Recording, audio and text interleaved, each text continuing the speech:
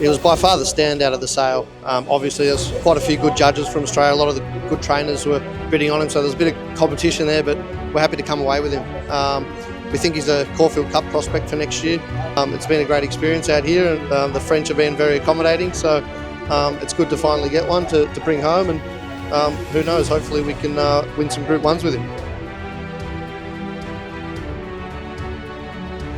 He's going to go to Ireland, go back to Ireland with the idea of a dual-purpose career, hurdling and then back on the flat after that. Yeah. Well, he's got a really good profile, very good performances. We just love the way he moved. He had really good movement, walked really well. Came highly recommended to us as well, so we're very happy with him. Yeah.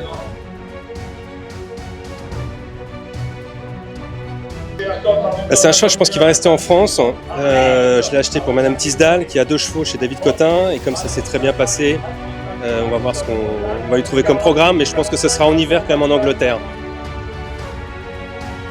Alors King Dali, c'est une longue histoire. C'est parti de...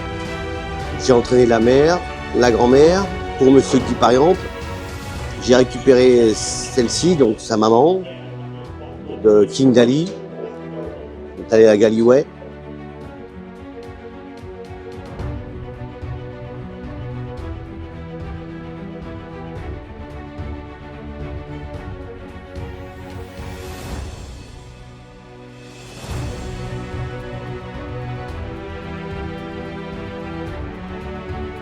La joie et l'engouement d'avoir pu acquérir un cheval aujourd'hui, c'est parce qu'on transpose ce que l'on vit au quotidien dans ce qu'on imagine que ce cheval va devenir. C'était un choix de Niki et Nathan Vergne de porter notre dévolu sur ce poulain.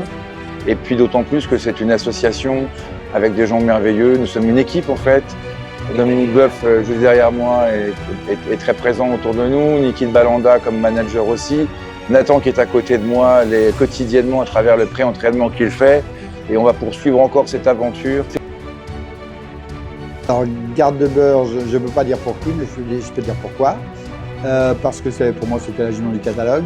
Jument gagnante de groupe à Hauteuil, on n'en a pas tous les jours sur le marché.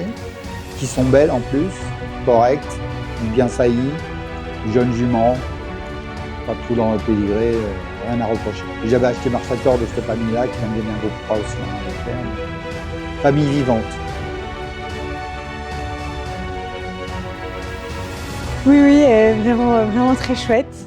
On est très contents de cette vente et voilà, c'est vrai que quand on élève des foals, qu'on les présente sous la neige en plus, il a fait froid toute la journée. On n'est pas dans les premiers numéros, donc on a eu le temps d'avoir froid. Et on est content que ça se termine comme ça et vraiment, je suis encore un peu émue du prix et de la vente qu'on vient de faire. Ah bah, on espère toujours que ça monte, c'est sûr, et quand c'est le cas et qu'on vit des moments comme ça, et a priori en plus le cheval va rester en France, donc on aura la joie de le suivre et d'aller l'encourager sur les hippodromes français, donc ça c'est très chouette, on est très contents. C'est pire, c'est plus que ça, je réalise pas encore. Ça fait 5 ans qu'on attend un poulain avec cette jument, ça fait 5 ans que j'ai la jument, qu'on n'avait pas de poulain, et là... Elle était, à mes yeux, elle est parfaite. Donc, et puis elle reste en France, elle va dans une bonne maison et c'est du bonheur. C'est du bonheur, c'est du mal à réaliser. Chaque fois que j'en parle, c'est beaucoup d'émotions. Bien, on arrive au terme de cette vente d'automne qui s'est déroulée cette année dans des conditions météo un peu inhabituelles. Une vente d'automne donc qui est le grand rendez-vous coloration obstacle de cette fin d'année organisée par Arcana. Avec différents segments de chevaux. On commence avec les yearlings d'obstacles, qui est un peu la colonne vertébrale de cette vente. On a eu la chance d'avoir un très bon lot de poulains cette année et la présence d'acheteurs réguliers qui, encore une fois, ont fait le déplacement jusqu'à Deauville pour venir acheter ces yearlings. Ils sont arrivés avec probablement un peu moins de pouvoir d'achat que les années précédentes, faute d'avoir eux-mêmes bien vendu les chevaux achetés précédemment, et donc une demande plus sélective qui se traduit par un pourcentage de vendus en deçà de nos attentes à un peu plus de 63%. Un prix moyen qui lui résiste bien à 31 000 €. On a vu des belles batailles quand même sur les meilleurs poulains. Un top price adjugé à 255 000 € pour un fils de Gallyway qui reste en France. Donc ça c'est un motif de satisfaction. 5 poulains adjugés à plus de 100 000 €. Tous issus des talons quand même assez bien confirmés, ce que semble être ce que recherchent aujourd'hui ces acheteurs de yearling d'obstacles.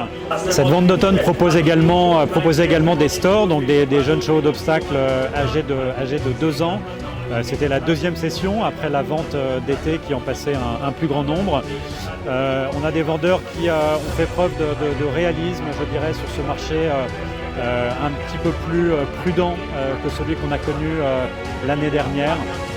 Donc des vendeurs qui se sont adaptés à cette demande un petit peu moins forte, si bien que 82% des chevaux qui ont été présentés ont trouvé preneur, mais à un prix moyen qui lui a sensiblement fléchi par rapport à 2023. Pour les chevaux à l'entraînement, donc, qui étaient vendus sur la première journée de cette vente d'automne, on a connu 2 années assez fastes en 2022 et 2023. On retrouve un chiffre d'affaires équivalent à l'année 2021, soit 4 800 000 €, un bon pourcentage de vendus, une demande assez forte pour les bons profils en plein, capables d'aller poursuivre leur carrière en Australie, aux États-Unis, ou performer à bon niveau dans les meetings d'hiver du Moyen-Orient. Donc pour ces chevaux-là, il y aura une bonne valorisation à l'image de ce que New Look a réalisé en étant adjugé 480 000 € à un syndicat australien pour poursuivre sa carrière là-bas. Et Elbaz, lui, a vendu un peu plus de 100 000 € pour les États-Unis. Quelques bonnes valorisations aussi pour des purs profils obstacles, à l'image de JetBlue qui a été vendu 220 000 € à Hubert Barbe.